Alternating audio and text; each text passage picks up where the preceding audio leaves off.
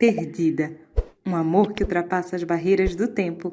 Autora Karina Ricci. Capítulo 3. Onde estavam os prédios? Onde estava a rua? Onde estava a praça em que eu tropecei meio minuto atrás? Perguntei-me desesperada. Eu me encontrava no chão de um vasto gramado, como um campo de futebol, no qual havia apenas uma árvore de médio porte a alguns metros.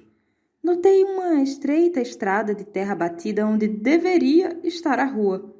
Eu devia ter batido a cabeça com muita força, só podia ser isso. Olhei freneticamente em todas as direções e não havia nada ali. Nada. As pessoas, a cidade, tudo havia sumido. Quanto eu bebi na noite passada? Talvez ainda esteja bêbada. Isso. Com certeza, bêbada.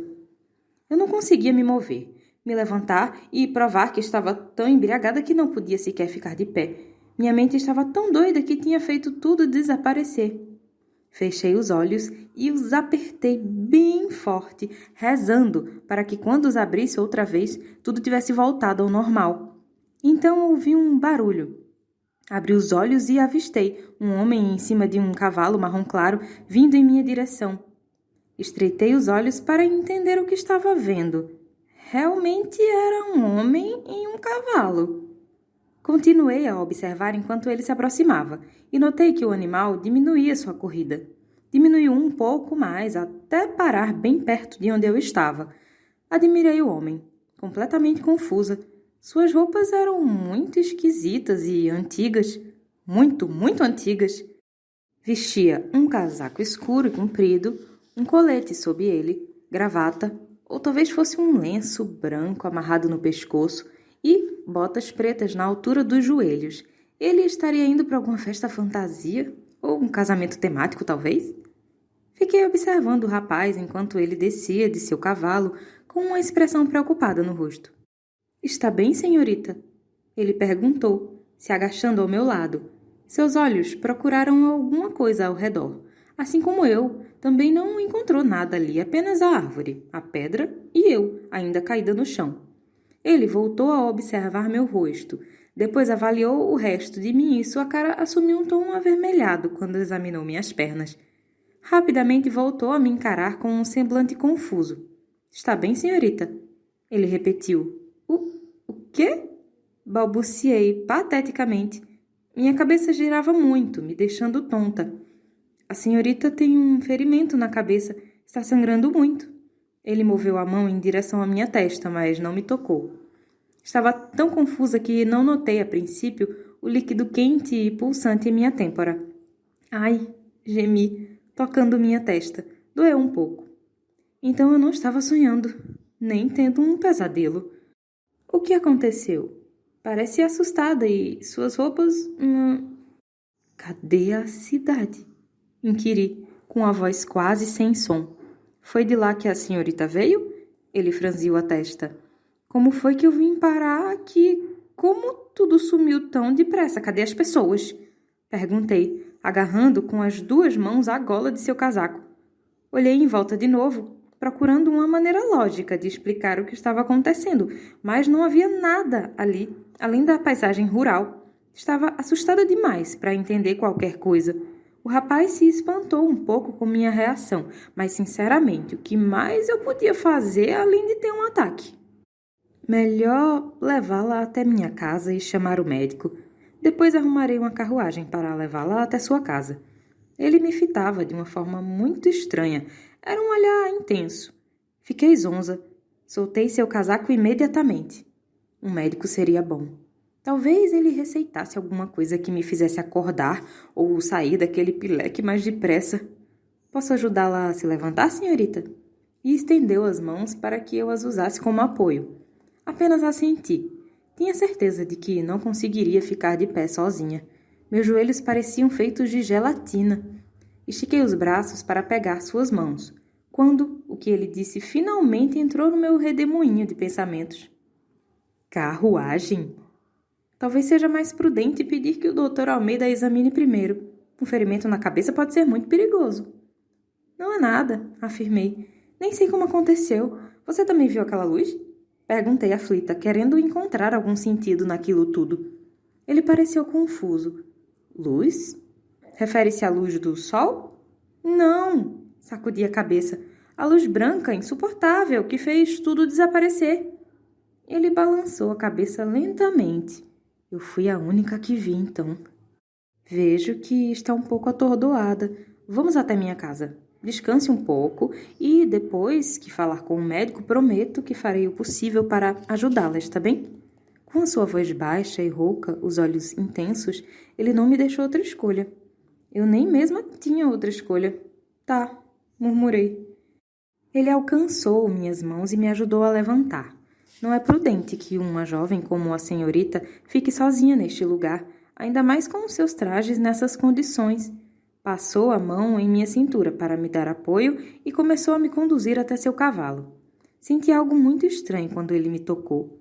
Tipo um déjà vu, ou como se já nos conhecêssemos de algum lugar. Perdi ligeiramente o equilíbrio. Por que está vestido desse jeito? Eu quis saber, tocando seu casaco. Estava indo para alguma festa? A confusão em seu rosto era parecida com a que devia estar no meu. Estou voltando de uma viagem longa, falou por fim. Viajando a cavalo, vestido daquele jeito, ele era louco? Não acha que seria melhor usar uma roupa mais confortável? E por que você foi a cavalo? Sua expressão se intensificou. Creio que estou vestido adequadamente, senhorita. E prefiro ir a cavalo. É bem mais rápido que a carruagem. Um pequeno sorriso surgiu em seus lábios e meu estômago se agitou. Contudo, sei que é pouco prudente de minha parte. Muitas coisas mudaram nessa última década. Acredito que não seja mais tão seguro, com tantos vândalos e golpistas por aí se aproveitando de viajantes solitários. E me lançou um olhar significativo. Ah, não! Eu não fui atacada por ninguém. Eu não sei o que aconteceu. Parei quando cheguei perto do cavalo. Seu braço ainda estava em minha cintura. Num minuto, eu estava na praça. E segundos depois, estava aqui neste campo e tudo, puf, sumiu. Tenho certeza que se lembrará de tudo assim que sua cabeça melhorar. Mas penso que foi atacada por ladrões sem escrúpulos. Seria essa a única explicação para terem deixado uma dama nestas condições. Ele desviou os olhos. Que condições? Perguntei confusa pelo tom reprovador de sua voz. Suas vestes, senhorita, ele murmurou. Mal posso crer na audácia de tais bárbaros. O que é que tem em minhas roupas? Olhei para elas, para ver se ainda existiam ou se de repente não tinham desaparecido como todo o resto. Havia um pouco de grama presa na saia e nos joelhos, mas fora isso estava tudo normal, pelo menos com as roupas. As coisas mudaram muito depressa, como eu disse. Não acho prudente que mais alguém a veja praticamente sem... Ele pigarreou e baixou tanto a voz que quase não pude ouvir. Roupas. Como assim sem roupas? De que raios aquele maluco estava falando? Não se preocupe com isso. Elisa lhe arrumará algo para vestir. Ele me empurrou gentilmente para mais perto do cavalo. Eu recuei, me soltando de seu abraço. Sabe de uma coisa? Eu tô legal. Eu não sabia que tipo de maluco ele era, mas que não estava em seu juízo perfeito, isso era um fato. Vou tentar descobrir como cheguei aqui e depois vou voltar para casa. Mas valeu pela ajuda, moço. Girei para o outro lado, querendo ficar o mais longe possível daquele lunático, quando parei, petrificada. Uma carruagem surgiu na estrada. Uma carruagem de verdade, de madeira, com 2 cavalos na frente e um carinha sentado quase no teto, vestindo roupas engraçadas. Está tendo um desfile ou coisa parecida por aqui? Questionei, observando a carruagem se aproximar mais. Desfile? Virei-me para observá-lo. Seu rosto ansioso acompanhava o trajeto da carruagem. É, desfile. Onde aquele troço antigo está indo? A carruagem? Não é antiga. É da família Albuquerque. Eles acabaram de adquiri-la. A antiga estava causando muitos transtornos a eles. Apenas fiquei olhando para ele, esperando encontrar sentido no que me dizia. Nova? Caçoei. Aquele troço? Deve ter pelo menos uns 200 anos. Sua testa se enrugou. As sobrancelhas se arquearam. Garanto-lhe que é nova. Foi construída há apenas alguns meses. Ah, entendi. Ele é tipo um colecionador. Colecionador? Tipo? Senhorita, creio que esteja um pouco desorientada neste momento. Ficarei mais aliviado depois que o Dr. Almeida examiná-la. Então, a carruagem parou na estrada e, através da pequena janela lateral, uma cabeça usando cartola, apareceu. Está tudo bem, Sr. Clark? Algum problema? Perguntou o homem de rosto gorducho e bigode enorme, me examinando dos pés à cabeça. Os olhos se arregalaram e, quando olhou para minhas pernas, ruborizou. O rapaz ao meu lado se colocou na minha frente, me impedindo de ver a imagem pitoresca. Esta jovem foi assaltada, Sr. Albuquerque. Vou levá-la para minha casa. A pobre tem um ferimento na cabeça. Ele contou, um pouco ríspido. Antes, quando falava comigo, pareceu tão doce. Ah, esses tempos modernos estão acabando com o sossego das pessoas de bem. O bigodudo sacudiu a cabeça exasperado. Porque ele também vestia roupas estranhas. Precisa de ajuda? Se puder avisar o Dr. Almeida que precisarei de seus serviços imediatamente, lhe serei muito grato. Então partirei prontamente. Avise-me se precisar de mais alguma ajuda. O rapaz assentiu, e com um aceno de cabeça do bigodudo para o carinha sentado do lado de fora, a carruagem partiu. Fiquei olhando até que sumisse de vista. Podemos ir, senhorita? O que está acontecendo aqui? Exigi saber, desconfiada que ele mentisse sobre o desfile. Não tenho certeza se a compreendi. E seu rosto pareceu sincero. Por que você fala desse jeito estranho? Tá vestido com essas roupas e tem carruagens passando pela estrada. Senhorita, falou aflito, por favor, vamos até minha casa. Acho que pode ter tido uma lesão. A pancada que levou deve ter sido muito forte. Não vou para sua casa, ficou doido? Eu sei lá o que você pretende fazer comigo. Você pode muito bem ser um psicopata que quer me cortar em pedacinhos e me guardar dentro do freezer para comer aos poucos. Não sabe em que ano estamos? Eu estava desconfiada que ele fosse maluco, mas, para ser sincera, ele não parecia ser um psicopata. Nem um pouco. Tinha alguma coisa diferente nele. O brilho em seus olhos negros me parecia familiar. Seus traços bonitos e bem delineados o deixavam parecido com um deus da Grécia Antiga.